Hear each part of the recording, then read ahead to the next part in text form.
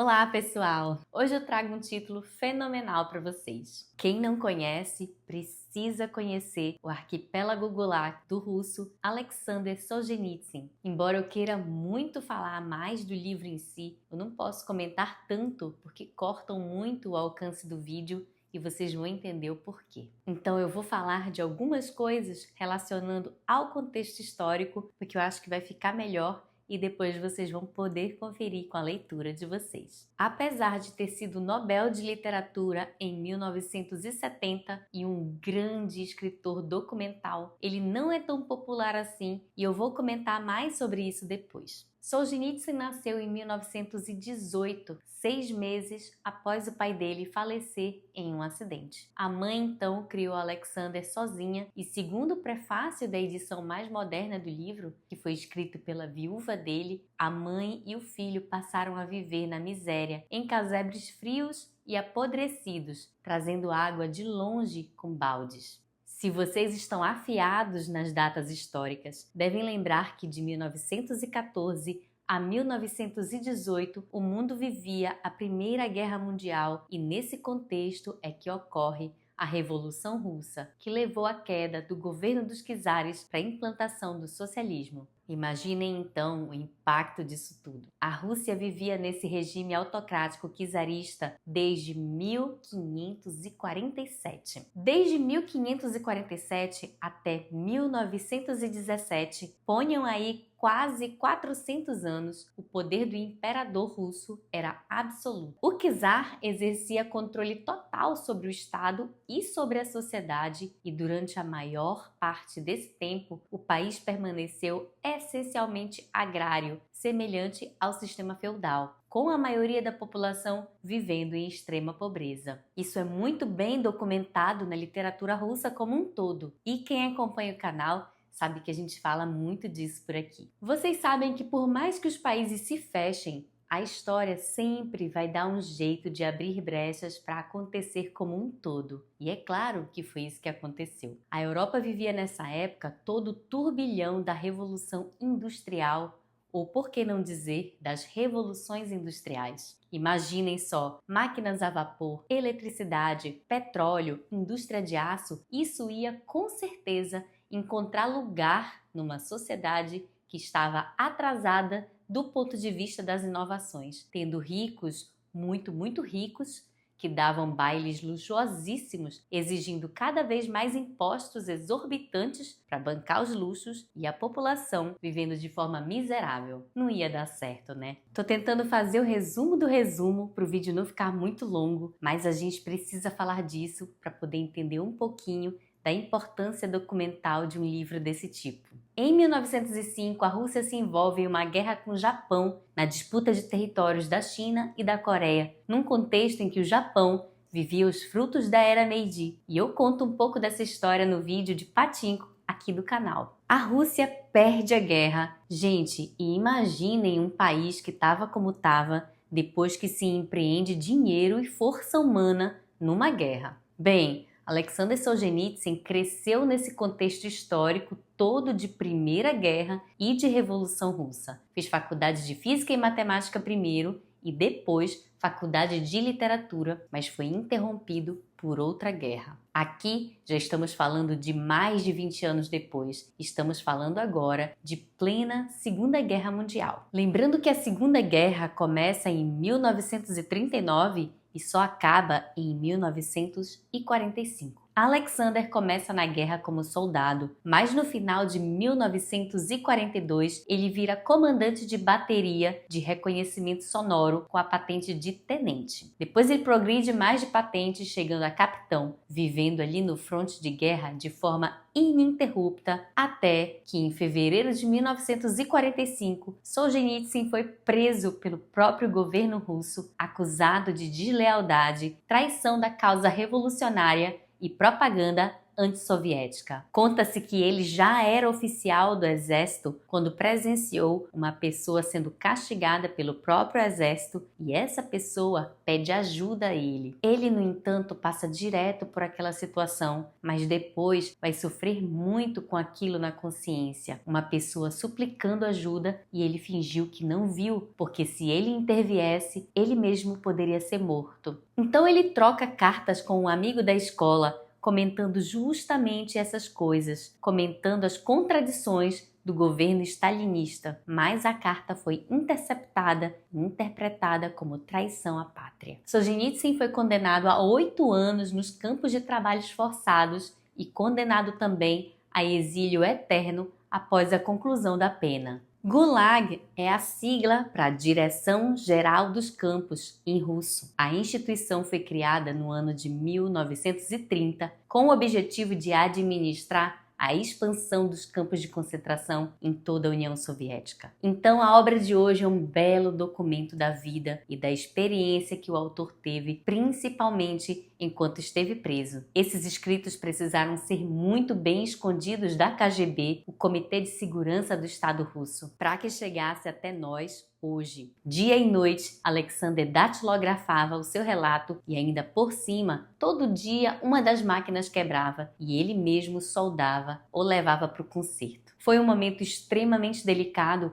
pois ali ele guardava o único original da obra. Ele mesmo disse, se de repente aparecesse a KGB, aquele lamento reunido, aquele último sussurro de agonia de milhões, todos os testamentos não proclamados pelos mortos, estaria tudo nas mãos deles. Que largue o livro quem espera que ele seja uma denúncia política, escreveu Solzhenitsyn. Se fosse tão simples, como se num lugar houvesse pessoas sombrias, cometendo pérfidos atos sombrios e bastasse distingui-la das demais e aniquilá-las. Este livro é sobre a ascensão do espírito humano, sobre sua luta corpo a corpo contra o mal. Os historiadores entusiastas da Revolução Russa dizem que ela teve repercussão muito mais profunda e global do que a própria Revolução Francesa de 1789, que as consequências práticas da Revolução Russa foram mais duradouras. No papel, essa empolgação toda realmente parece perfeita. Revolução, abaixo czarismo, igualdade, porém, sabemos que foi muito longe desse romantismo todo que querem nos enfiar a goela abaixo. E é aí que entra a magnitude desse tipo de literatura de testemunho, para que a gente possa desmistificar muito do que foi a era stalinista, que se aproveitou da herança que deixou a Revolução Russa. Por um tempo considerável, o mundo se negava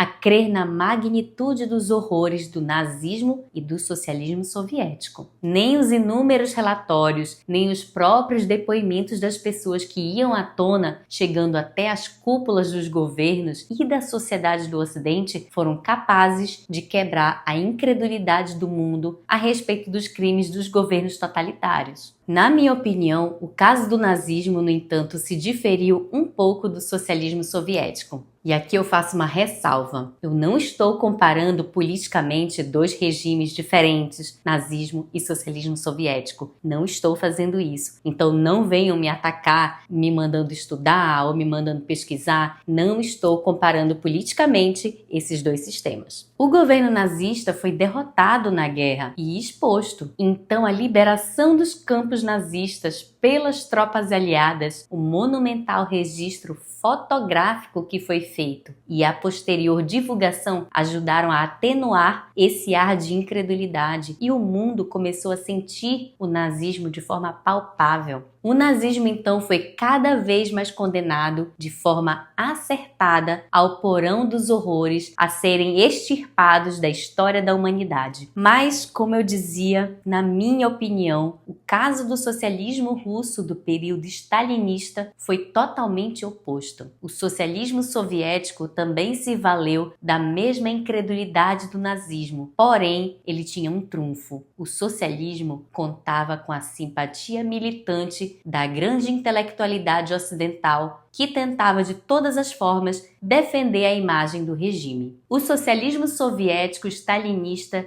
tinha um respaldo poderosíssimo, a simpatia e a defesa de nomes super prestigiados do Ocidente. Além de tudo isso, o socialismo na Rússia ainda tinha uma grande vantagem: se vendia como se fosse a própria identidade das causas políticas mais nobres daquele período, uma parte da herança da Revolução Russa. Ora, é lindo o discurso de você derrubar um governo de quase 400 anos, explorador do povo, para pensar em igualdade social, sociedade mais justa, com menos disparidades. Por isso, achei importante a gente fazer aquele breve resumo histórico, porque é assim que a história é construída. A história, em determinado momento, vai jogar luz em um ou em outro fato, dependendo de quem a conta. A Rússia foi uma das vitoriosas, ou seja, não teve naquele momento tropas estrangeiras que desnudassem os horrores dos campos de trabalho soviéticos, como foi feito com o nazismo. Tanto que o regime socialista na União Soviética perdurou até 1991. Solzhenitsyn foi grande em documentar essa equiparação de regimes. Foi um trabalho fenomenal e muito corajoso. Solzhenitsyn conta que os inquéritos eram realizados com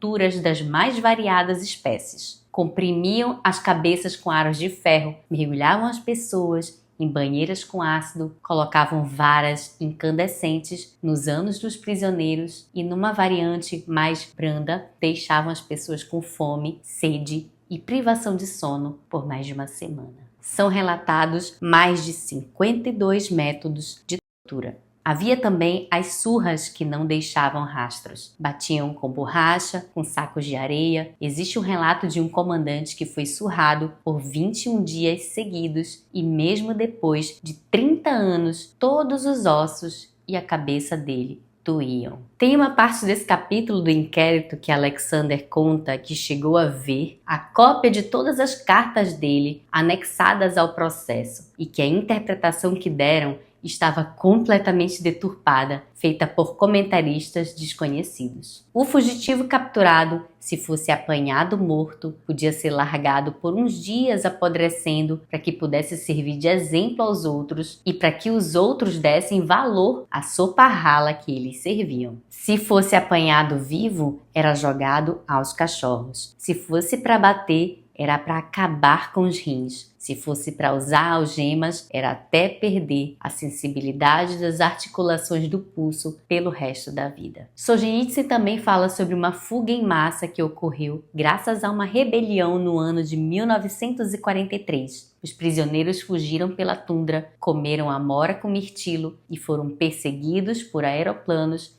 e fuzilados do alto. Solzhenitsyn foi enviado a campos de trabalho no Cazaquistão e no Uzbequistão. Teve câncer nesse período, foi tratado, inclusive tem um livro desse período que ele ficou doente. Após isso, exilado, viveu nos Estados Unidos e somente 20 anos depois retornou à Rússia no ano de 1994 e faleceu em Moscou no ano de 2008. O livro também traz algumas referências a Kolyma. Veja um vídeo sobre contos de Kolyma no canal, tem tudo a ver com esse livro. Só faço uma observação. A primeira vez que eu li Arquipélago, eu era muito nova. Mas quando eu venho fazer vídeo para o canal, eu sempre releio, porque muita coisa se perde com o tempo e a releitura traz sempre novas visões. Contos de Kolyma eu li mais recentemente, então fiquei com a impressão de que Kolyma era superior. Desconsiderem isso, por gentileza. Os estilos são bem diferentes, mas é a mesma temática. E os dois, cada um do seu jeito, são incríveis. Vale a pena vocês incluírem